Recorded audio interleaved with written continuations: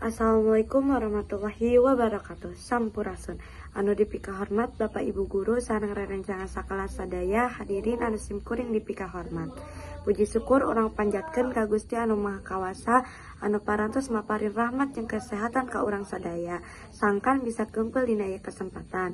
Dina waktos ayeuna abdi bade ngadugikeun diantara pondok ngeunaan hiji hal anu kacida pentingna nyaeta lingkungan.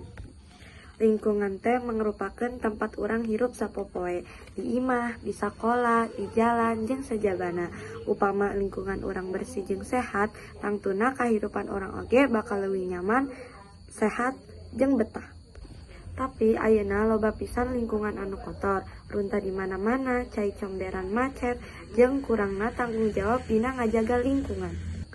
Kukituna urang kudu sadar jeung tanggung jawab pikeun ngajaga lingkungan, boh lingkungan di sekolah, lingkungan di bumi, boh lingkungan di masyarakat.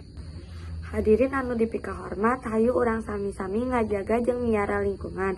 Sabab lingkungan bersih teh tangtuna bakal nyiptakeun kahirupan anu bersih, nyaman tur nyenangkeun pikeun urang jeung generasi nu bakal datang. Sakitu bae biantara ti abdi hapunten bilih aya kakirangan dina basa jeung omongan. Wassalamualaikum warahmatullahi wabarakatuh.